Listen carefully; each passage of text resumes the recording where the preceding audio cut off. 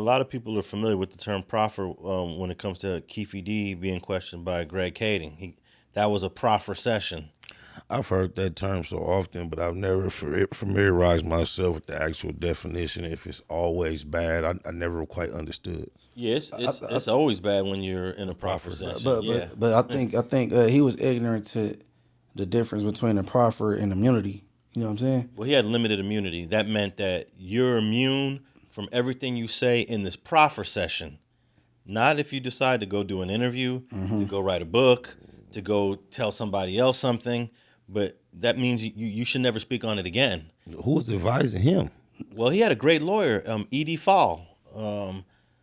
He's a high-powered attorney. So apparently he went outside of his lawyer advice. He went against his lawyer. Oh, no. You saying that was his lawyer during the time of the interview with old boy, but after that, he ran free and did everything he did on his own. Correct. The lawyer can't control what you do after. But I would imagine the lawyer probably would have advised him, like, keep it zip, bro. This is a... Yeah, I'm sure his lawyer said, look, everything you said here, you're immune.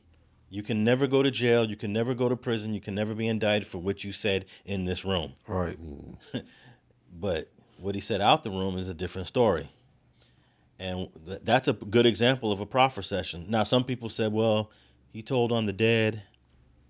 That's not snitching. Well, I feel differently about that. Well, let me just say that the driver was still alive during that proffer session. He ended up getting shot and killed at a marijuana spot in Compton after that happened. But just so I want everyone to realize, everyone in that car was not dead when Keefe D gave that proffer session.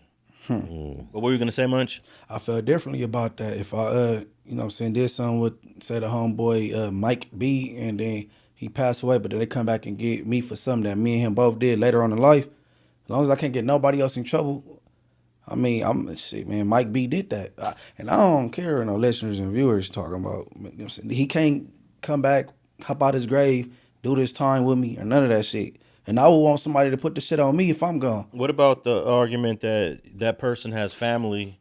He's got brothers, daughters, sons, and now they got to live with the stigma. And that argument don't even weigh in. No, I don't. Hell no, because that way then we wouldn't have been living this lifestyle. No, no, that don't. That wouldn't even hit home with me right there. I'm gonna use myself as an example. If I passed away tomorrow, you know what I'm saying, and then me and you did whatever back in the day. If you can free yourself, do it and put it on me. Why would I want anybody sitting on a bunk for the rest of their life? You know what I'm saying? They could be free and I'm dead. So back to the Keefe D example. Let's assume everyone in that car was dead. That means whatever he said, pointing the finger at who participated in the murder of Tupac, he would get a pass for that because everybody's dead. But it depends on how far this investigation go. Because as we talking about this connecting back to Puffy and Von Zips and stuff, man, if you could keep it in the car and everybody dead, then that's something different. Well, actually, he did mention Puffy in the proffer. He blew it. Puffy was alive still? Yeah, he blew it. That's telling. That's telling. I don't even believe nobody in that car killed Tupac, so. No, what we saying what he did in his proffer and then went on to do books about. Like, he just wasn't a smart dude. You know what I mean? All right, wait up, Spider. I'm not going to let you just get away with that one. No one in that car participated in the homicide of Pac. Yeah, I believe he concocted a story to, and just threw some names in there. What about during the proffer session? You talking about he concocted the story for the interviews, for Vlad and for I don't BET. buy it. I just don't buy it. You don't buy it neither. You saying right? Yeah, I don't buy it. Well, if he in the proffer session, like Kenzo said, the number one thing is you got to be truthful, or you're going to prison. Correct. If he was untruthful in that proffer session, I believe that Greg Kading, the LAPD, and the feds would have figured that out. Okay, then why wasn't the person that was still alive arrested? Terrence, the driver? Yes. That's a good question. That's a question for Greg Kading. Woo! That's a question for Greg Kading. We gonna get the alarms going. We get the soundboard going. All right. Just because But here's the Keefe D thing. said anybody was in that car, All right, that's the only I'm gonna give you my best answer to that. Greg Kading was investigating the Biggie homicide because that happened in L.A. He wasn't investigating Pac. When Greg Kading believed that Keefe D had information on Biggie, He went into the proffer session, Keefe D saying, look, I don't have no info on Biggie. I can tell you about Pac, though. He offered up the Pac story. At the end of the day, LAPD can't do anything about. That's what I'm saying. All you have is this story originated out of Keefe D's mouth. Yes. Okay, so it's like it could be either or. But it pretty much corroborated the investigation that they had already going. Man, bro. And the reason why Greg Kading and the LAPD didn't do anything because it happened in Vegas. They have no jurisdiction. So now Keefe D is a prayer book. I got you. And if Terrence was still alive, I bet you Las Vegas would have arrested him. So Keefe D is a prayer book. I got you. What you mean by that? What comes out of his mouth is golden. Oh, okay. He sat there in the car, so they were there. Well, I think sitting there in the proffer session, he didn't know he was being recorded. He's there with his lawyer. He's trying to get out of a dope case. I don't know. What's an alternate theory for Pac then? What you mean as far as what? I got to tap out right there. Okay. Well, I don't know, man. That's a little conspiratorial, but I feel you. I never thought that Orlando Anderson, Baby Lane, was the shooter. I felt like it was the other person in the backseat that was the shooter. Yeah, maybe it was him. But so you think he might beat this case, Keefe D, in Vegas, in Clark County? Yeah, I definitely think he got action. If he got a good lawyer, obviously. Hey, but you know, you look at the law books and stuff, and then like books where you study law, they got the elements, like the elements that's supposed to convict people, all that type of stuff. It say there's no excuse for ignorance of the law. So if you ain't understanding what, you know what I'm saying, what's going on, man, you got to ask questions and all that, because you'll take a deal and you don't know what you're taking a deal for. But what Keefe D better hope is they don't try to slide a conspiracy in there. He's not charging no type of conspiracy, is he? I think the conspiracy would have been on there already. I think that would be a lot easier to convict than the actual homicide. Because all you got to do is really, conspiracy, just you have knowledge of it. And, you know what I'm saying?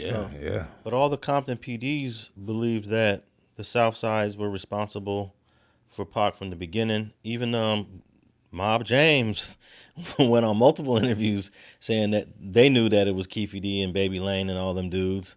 So you got guys on the record that have publicly spoke on the Pyru side that point the finger at them. I know you personally are not putting Mob James' word up for. No. Wait. You personally is not using that name to solidify no truth, are you? Look, But he talked the truth about everything else, though. just because somebody The wrong truth. look, a guy's not lying. We got to establish some type of parameters. I know, but we all know that no one lies 100% of the time. Exactly. So you got to know when to, read between the lines and sift through the BS and know what's credible, what's not credible. But you still are not at liberty to utilize that individual just based on. You saying the Mob James is off limits? For you can't use it. I believe when Mob James said I was at Club 662 and I saw Keefe D and them outside, I believe that to be true. What else did he say? And that kind of corroborate what the boy said, because he said they got tired of waiting. And then Keefe D tells the story. They pulled up and they was out there waiting. They were parked there by 662. Then they drove off. Because they got tired of waiting on So them. you got two dudes from rival hoods corroborating each other's story. That's pretty powerful. Even though both these guys, we can say, are liars. They've lied in the past. We know that they lied. But you cannot discount 100% of what comes out of a liar's mouth, right? I don't know. You definitely, that's true, of course, but Especially if you were trying to establish a point, bro, you make it, you take the validity back, you utilize certain names. Look, the only thing that Mob James has really been deceitful and deceptive on is admitting that he told on FG. And who admits that they told? Nobody admits. So he's doing the normal thing, not to admit that you informed on somebody. Stutterbox admit that he told. Yeah, I was telling Munchie the story. I was gonna do an interview with a guy. I don't want to say the hood, and I said, "All right, let's do the interview on this day, and can we do it in this hood?" And first dude ever in 20 plus years of doing this said, "I'm not really good in my hood right now, Alex, so I can't pull up over there." And he passed the interview on to somebody that was. And he passed it on to somebody that was. I respect that. No one rarely ever admits that they're no good, that they told or they informed or something like that, So I feel what Mob James did is what 99.9% of people in that position are going to say and do anyways. Lion said it until. Yeah, Lion said it intel, So I mean, we expect the truth from especially when it's exposed on the level that it's exposed on. You got FG telling the story 100% credible, and you still saying no, that ain't true. So that's what they do. So I can't. My point still remains personally. Hey, he's saying something parallel to what I was saying when he was arguing with me. He's saying coming from you, saying that because you know. You can't, bro. When I Why said, me? Because you have put forth individually a certain perspective of Miles James that he's invalid. Well, FG is the one that put that forth. I gave him the platform to tell the story, and I believe FG.